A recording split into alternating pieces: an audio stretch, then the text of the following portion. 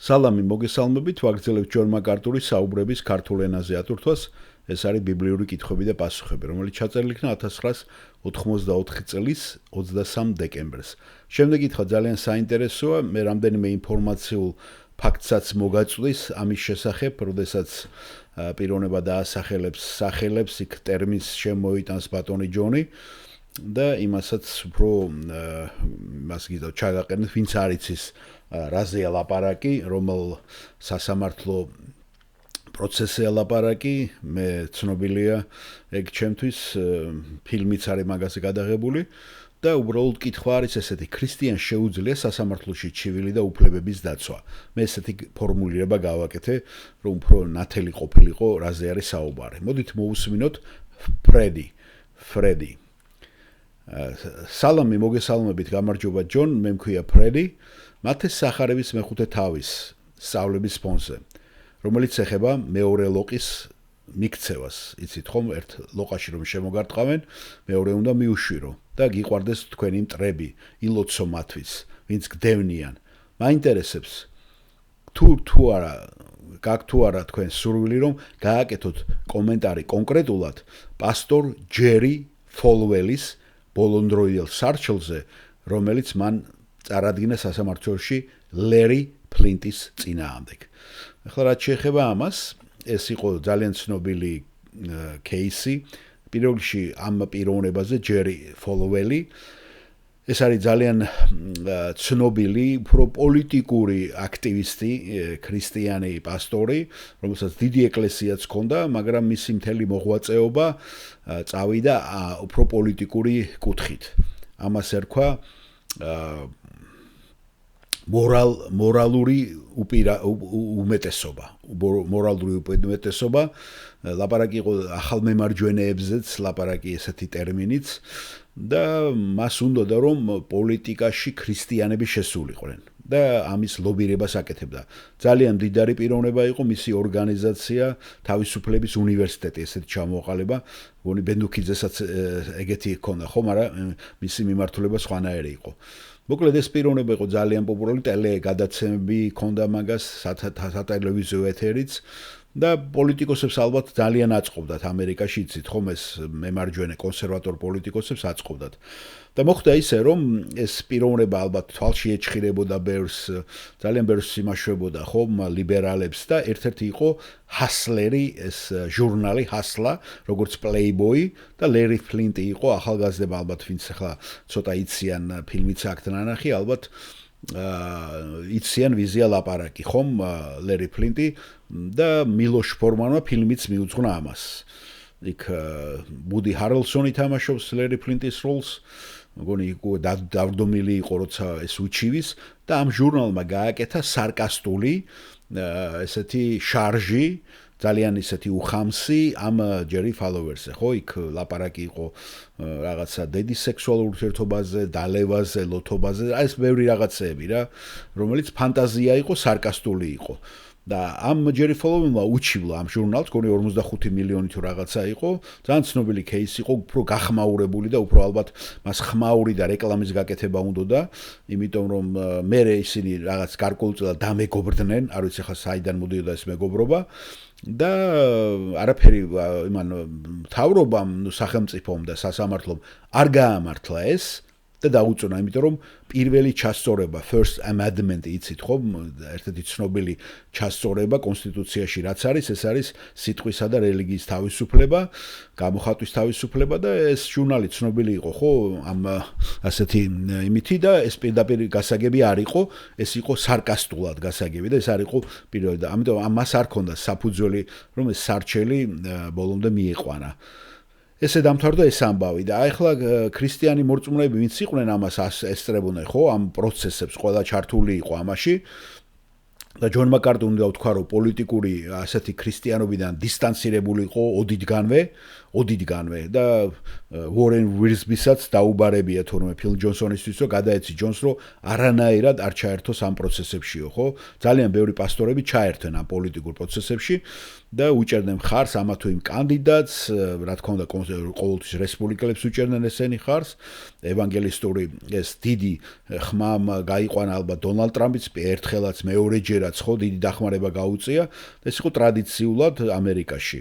როცა კათოლიკეები და როცა სხვები უჭერდნენ ხარს იტალიელები და ირლანდიელები, რო ვიცოდეთ, ხო, ტრადიციულად დემოკრატებს უჭერდნენ, ხო, მიცით ეს რა ვიცი, ფრენკ სინატრადან მოყოლებული ყველა ეს ირლანდიელები, რა ვიცი, ვიღარ ჩამოთვალო, შემიძლია ბევრი ჩამოთვალო სახეობები, რომლებიც და ყველა ეს ემიგრანტები იმის გამო, რომ ანგლოსაქსები, პროტესტანტები იმაშრებოდნენ ორიგინალურად ამერიკის, ესე ვთქვათ, ძირეული ისინი იყვნენ, იცით, მარტინ სკორსეზეს ფილმიც განგსტერების ნიუ-იორკი ამას ეძღვნება, რომ ეს შეხლა-შემოხლა პროტესტანტებსა და კათოლიკეებს შორის ყოველთვის იყო და გრძელდება კიდევაც, ხო?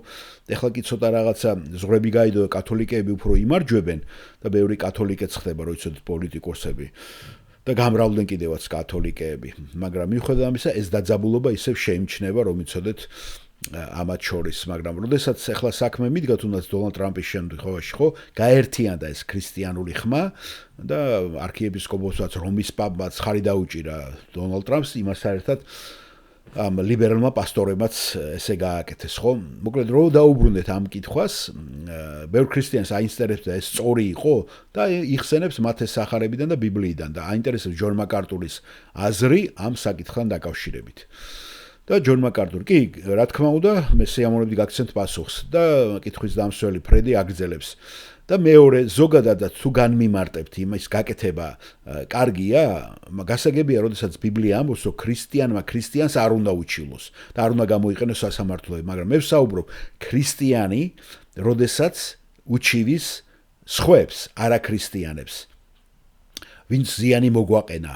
რა უნდა იყოს ჩვენი დამოკიდებულება კანონის გამოყენებასთან დაკავშირებით. და ჯონ მაკარტური პასუხობს. დიახ, მეც მხოლოდ ზოგადად გიპასუხებდით პირველ რიგში, მე არ გძნობ, რომ წინა წერილში არის ისეთი რამ, რაც მე მთხოვს, წამახალისებს, ან მიბიძგებს, ან ხარს დამიჭერს, რომ ვინმეს რაიმეს გამოუჩილო. გასაგებია, სხვა სიტყვებით რომ ვთქვათ, ეს არ არის წარმოდგენილი წმინდა წერილში, როგორც ღირსეული მოქმედება. არ აქვს მნიშვნელობა რა არის და რისთვის ვაკეთებთ ამას. მე ვერ ხედავ წმინდა წერილში ისეთ ადგილს, რომელიც ამბობს, რომ თქვენ იმსახურებთ თქვენს ფუნტ ხორცს. აი ეს ფუნტი ხორცი ალბათ ვინც არ იცის, ეს გამოგონილი ამბავია პერსონაჟი შალოკი ვენეციელ ვაჭარში და ძალიან კარგი ფილმი არის, ვისაც წაკითხული არ აქვს შეიძლება ფილმი ნახოს, სადაც თამაშობს ალ პაჩინო, ხო? ესე ძალიან მაგარი ფილმია, ძალიან კარგად გაკეთებული, სადაც ის ითხოვს თავის კუთვნილ ფუნტ ხორცს, რომელიც კონტრაქტიც მან დადო პიროვნებასთან, რომელიც თუ არ შეასრულებდა ფუნტი ხორცი, ეს არის 453 გრამი, რომ ჩამოეჭრა, ხომ? ფუნტი სტერლინგიც მაკედან მოდის ეს ფუნტი წონის ერთეული არის და ტვინიგოკ ჩვენ ადუღებული აქ ორ-ორი გვა კანადაში, ავსტრალიაში კილოგრამები იყო. ამერიკაში ხო საერთოდ, იქ საერთოდ არ ვიცი რატო ინახავენ ამ საზომ ერთეულებს ესე და არ ცვლიან მაგაცე. მაგრამ ეს გამონათქვამი იქიდან მოდის. და არსად არ წერია ჯონ მაკარტური ამბობს, რომ წადით და მოითხოვეთ თქვენი ფუნტი ხორცი. რას ამბობს წმინდა წერილი გახსოვთ ხო პირველ კორინთელების მე-6 თავში თქვენ რაც თქვით რომ მე არა მაქვს უფლება რომ სხვა მორწმუნეს უჩილო ხო მორწმუნეს არ უნდა უშილოს და უცებ ხალხი იტყვის კარგი ბიჭო მადლობა ღმერთს რომ ეს ადამიანი არ არის მორწმუნე და დავაი აბა იმას ავქანათ ეხლა მიმიშვით რომ მოვითხოვო ჩემი სამართალი ხედავთ არ და ჩვენ გვავიწყდება რომ ღმერთი ყოველთვის ჩვენ გვაყენებს რომ მისი სახარება ვიქადაგოთ და ყოველთვის ვართ ჩვენ მისი წარმომადგენლები, სად განდიდება ღმერთი. ხედავთ და შენ კიდე მეუბნები რომ მაცალე ახლა მე არ დამვითარებია ჩემი სიმართლის ზებნა, მე უნდა ბოლომდე მივიყვანო ეს საქმე. ხედავთ? შეიძლება უფრო გააფუჭოთ ეგ საქმე, ვიდრე გადაარჩინოთ. ასე რომ მე ვფიქრობ რომ ჩვენ ნამდვილად აკრძალული გვაქვს ამის გაკეთება. ახლა პირადად მე ვერ პოულობ ვერაფერს წმინდა წერილში რომელიც ამბობს რომ თქვენ არა გაქვთ უფლება რომ ურწმუნოებს უჩილოთ. მართლაც ესეც უნდა აღვნიშნოთ, ხო? მაგრამ ასევე ვერ პოულობ იმას, რომელიც მე მავალდებულებს და წამახალისებს ამის გაკეთებას. მაგრამ ჩემი პირადული გულის გრძნობა არის, რომ მე არასოდეს არ გავაკეთებდი ამას, რაც ჯერი ფალევილმა ააკეთა. მე ლერი ფლინტს არასოდეს უჩივლებდი. რისთვის? 45 მილიონი დოლარისთვის და რაიმებს გავსის? და ეს არის უბრალო მიზეზის გამო, რომ ამას მე ღმერთს მივანდობდი. გახსოვთ ხომ, რაც ნათქვამია რომელთა მე-12 თავში? ზუსტად მიზანში არ ტყავს ის. ადგილი დაუთმე ღმერთის რისხვას. და როცა ჩვენ ამას ვაკეთებთ, ვაგროვებთ ცეცხლის ნაკვერჩხლებს მის თავზე. სხვა სიტყვებით რომ თქვა, დაუთმეთ კანონიერი ადგილი ღვთის რისხვას. რა მიჯობს მე, ცოდვილთან დავიჭირო საქმე თუ ღმერთთან კონდეს და ღმერთს გაუმკლავდე მე. მიმირჩევნია რომ ღმერთი გაუმკლავდეს მას.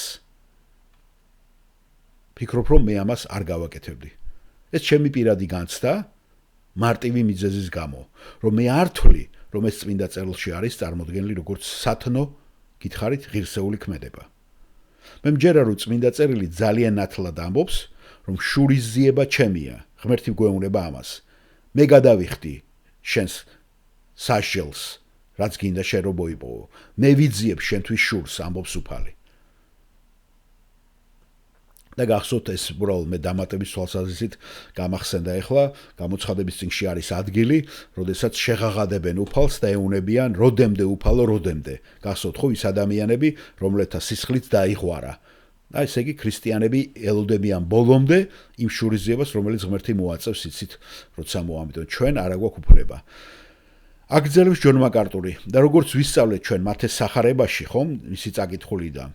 თქვენ იცით რასაც ისინი გაგიკეთებენ, თქვენც იგივეს ნუ გაუკეთებთ მათ.